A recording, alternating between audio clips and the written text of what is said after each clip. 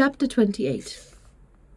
Before the housemaid had lit their fire the next day, or the sun gained any power over a cold, gloomy morning in January, Marianne, only half-dressed, was kneeling against one of the window-seats for the sake of all the little light she could command from it, and writing as fast as a continual flow of tears would permit her.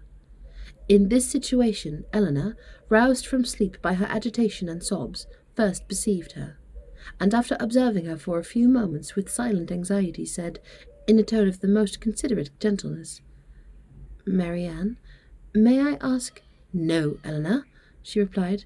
"Ask nothing. You will soon know all." The sort of desperate calmness with which this was said lasted no longer than while she spoke, and was immediately followed by a return of the same excessive affliction.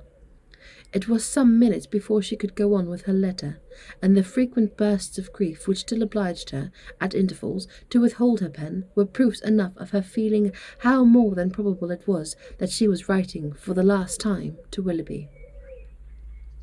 Eleanor paid her every quiet and unobtrusive attention in her power, and she would have tried to soothe and tranquillize her still more, had not Marianne entreated her, with all the eagerness of the most nervous irritability, not to speak to her for the world.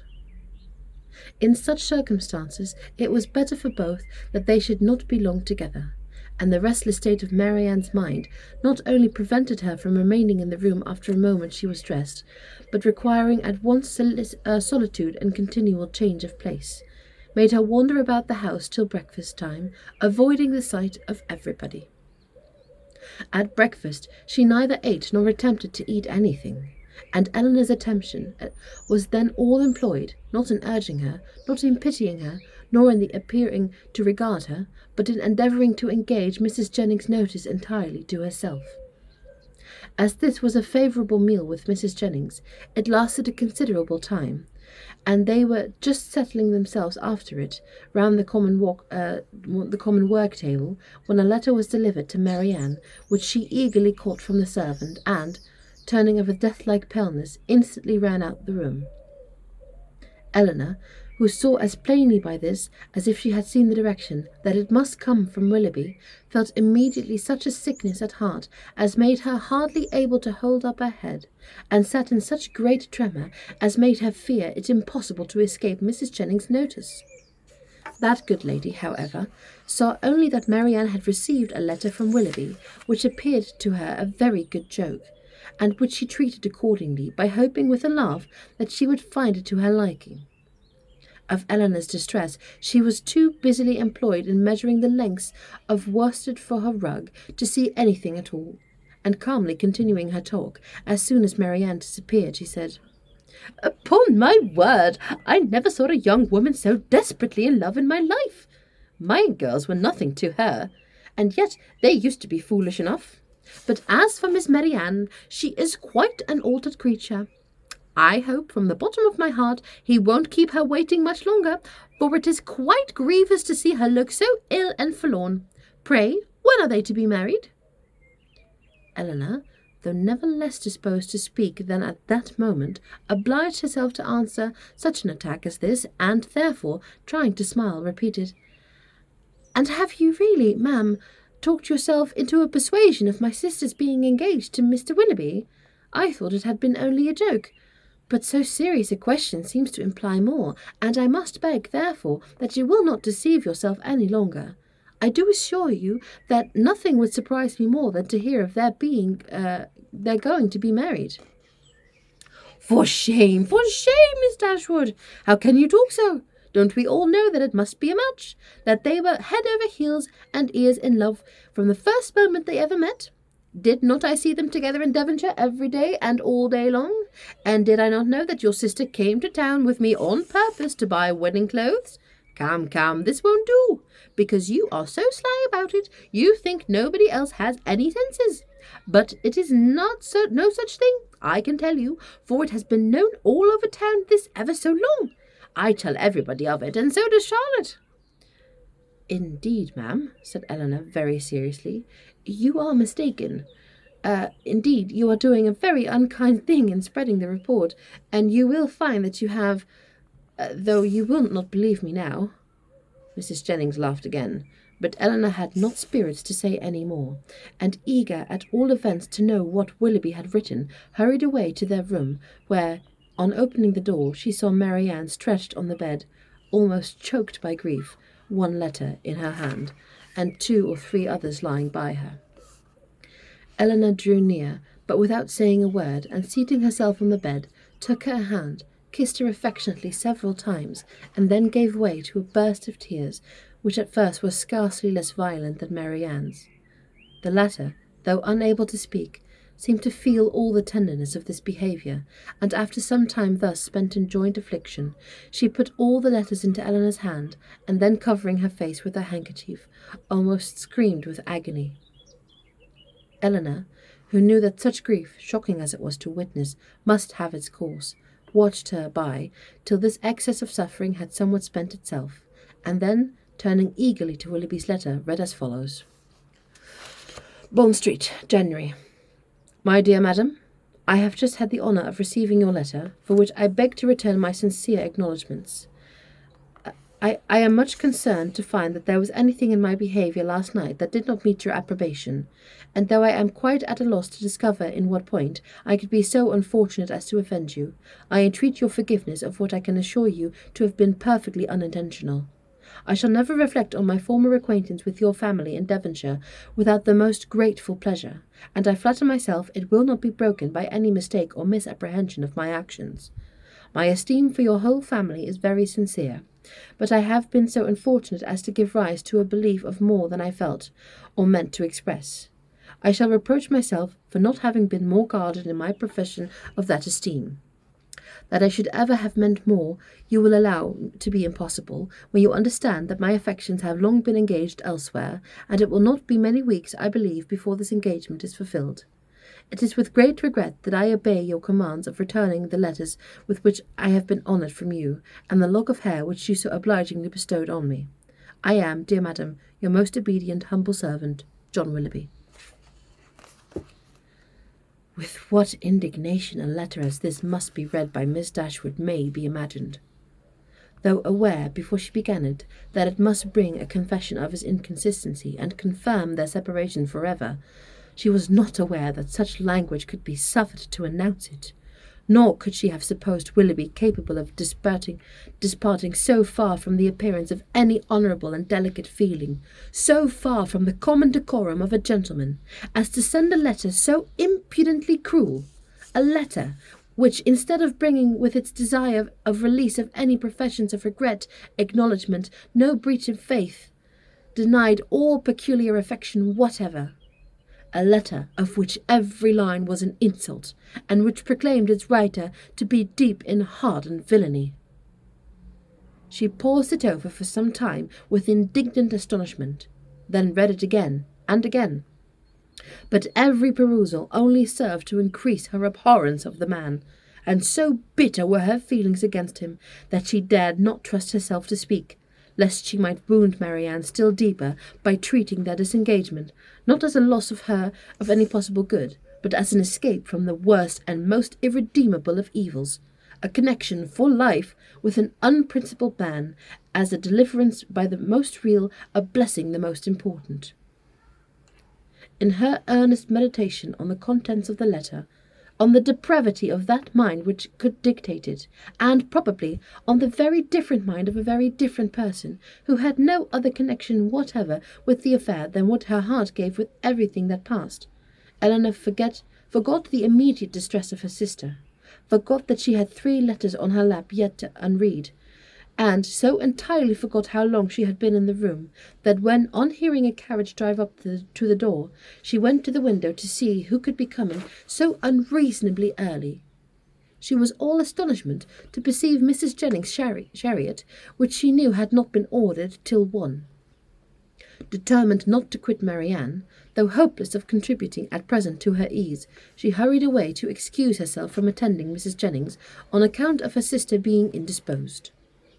Mrs. Jennings, with a thoroughly good-humoured concern for its cause, admitted the excuse most readily, and Eleanor, after seeing her safe off, returned to Marianne, whom she found attempting to rise from the bed, and whom she reached just in time to prevent her from falling on the floor, faint and giddy from a long want of proper rest and food, for it was many days since she had had any appetite, and many nights since she had really slept. And now, when her mind was no longer supported by the fever of suspense, the consequence of all this was felt in an aching head, a weakened stomach, and general nervous faintness. A glass of wine, which Eleanor procured for her directly, made her more comfortable, and she was at last able to express some sense of her kindness by saying, "Poor Eleanor, how unhappy I make you."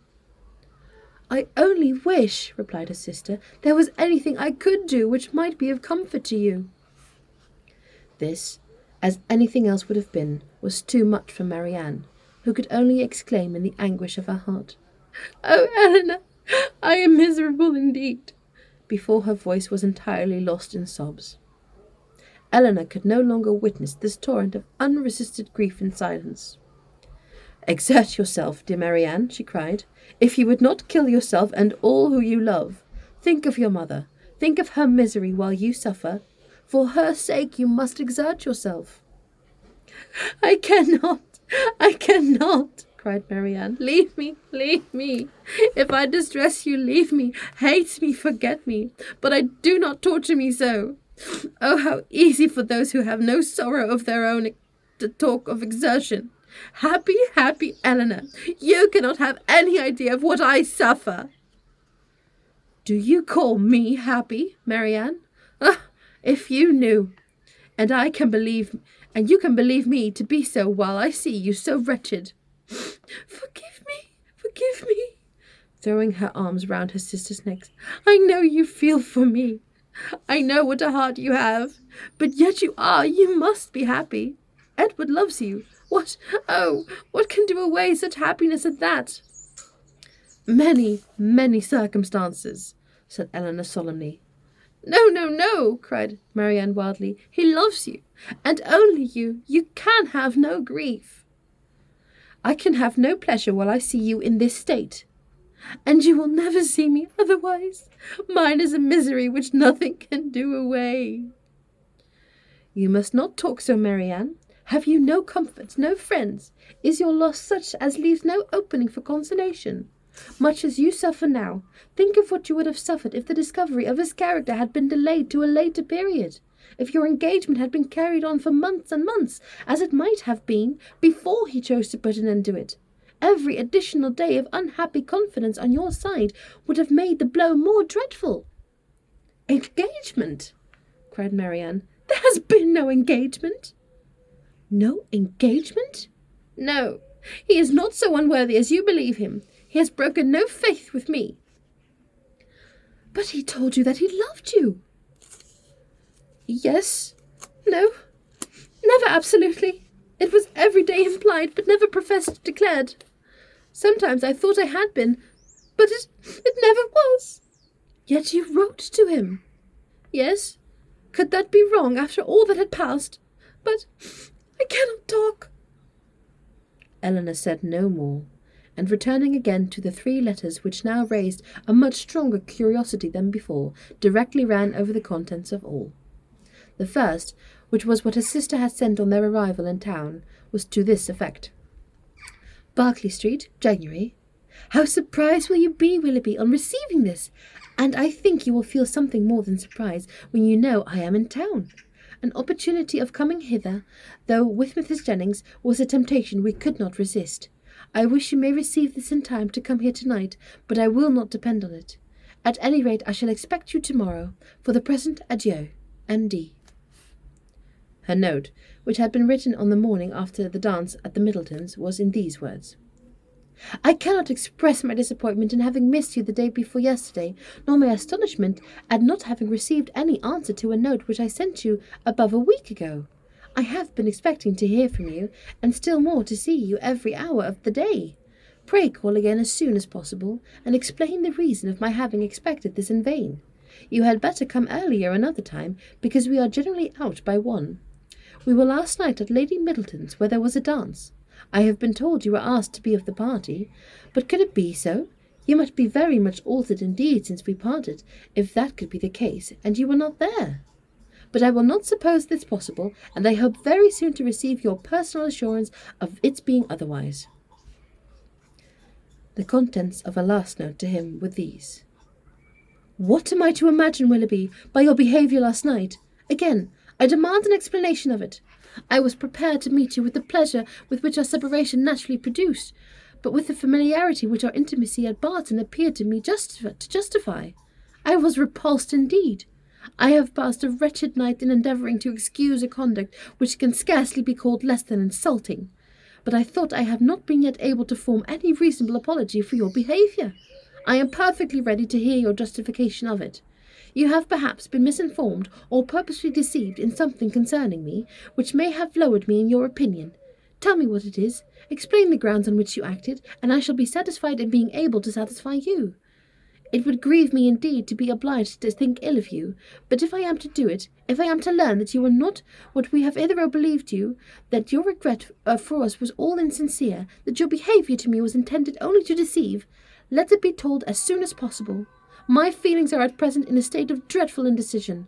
I wish to acquit you, but certainly on either side will be ease to what I now suffer. If your sentiments are no longer what they were, you will return my notes and the lock of my hair which is in your possession. M.D. That such letters, so full of affection and confidence, could have been so answered, Eleanor, for Willoughby's sake, would have been unwilling to believe. But her condemnation of him did not blind her to the impropriety of their having been written at all, and she was silently grieving over the imprudence which has hazarded such an unsolicited proof of tenderness, not warranting by any proceeding, and the most severely condemned by the event, when Marianne, perceiving that she had finished the letters, observed to her that they contained nothing but what anyone would have written in the same situation. I felt myself, she added, to be as solemnly engaged to him as if the strictest legal covenant had bound us to each other. I can believe it, said Eleanor, but unfortunately he did not feel the same. He did feel the same, Eleanor. For weeks and weeks he felt it. I know he did. Whatever may have changed him now, and nothing but the blackest art employed against me could have done, I was once as dear to him as my own soul could wish. This lock of hair, which now he can so readily give up, was begged for of me with the most earnest supplication.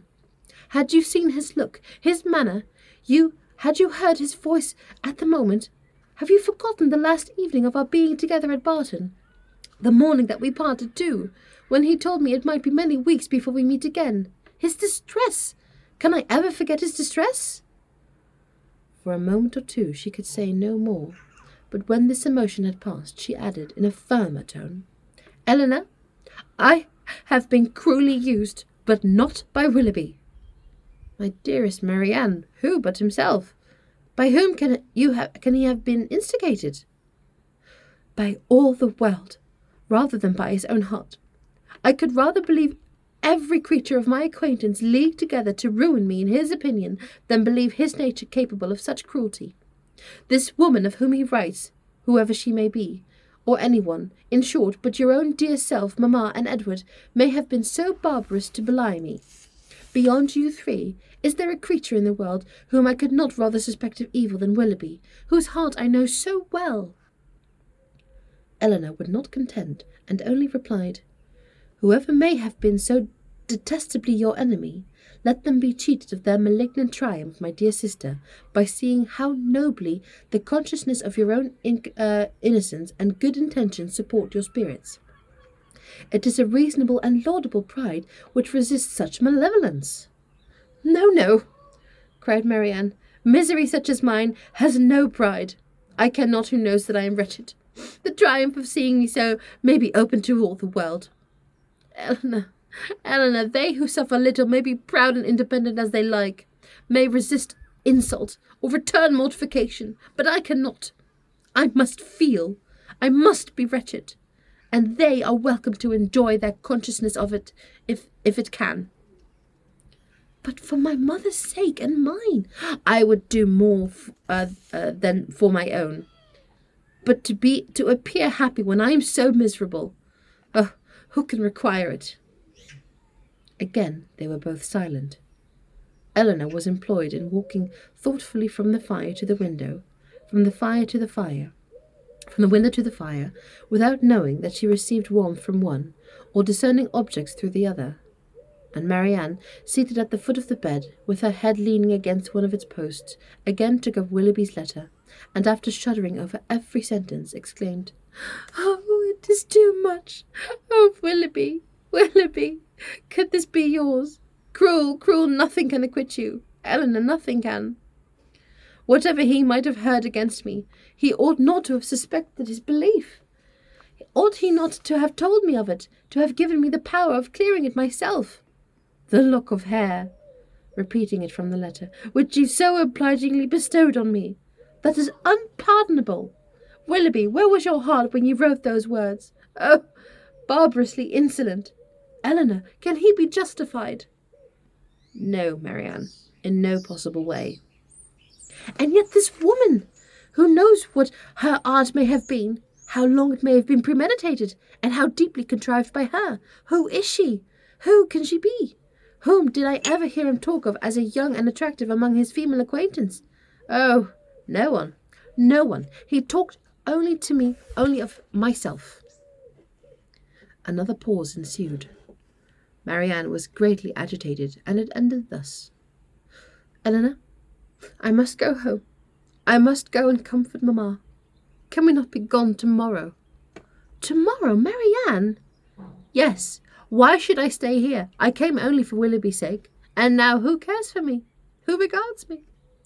"It would be impossible to go tomorrow. We owe Mrs. Jennings much more than civility, and civility of the commonest kind must prevent such a hasty removal as that." "Well, then, another day or two, perhaps. But I cannot stay here long. I cannot stay to endure the questions and the remarks of all these people, the Middletons and Palmers. How am I to bear their pity? The pity of such a woman as Lady Middleton. Oh, what would he say to that?" Eleanor advised her to lie down again, and for a moment she did so, but no attitude could give her ease, and in restless pain of mind and body she moved from one posture to another, till growing more and more hysterical. Her sister could with difficulty keep her on the bed at all, and for some time was fearful of being constrained to call for assistance. Some lavender drops, however, which she was at length persuaded to take, were of use, and from that time till Mrs. Jennings returned, she continued on the bed, quiet and motionless.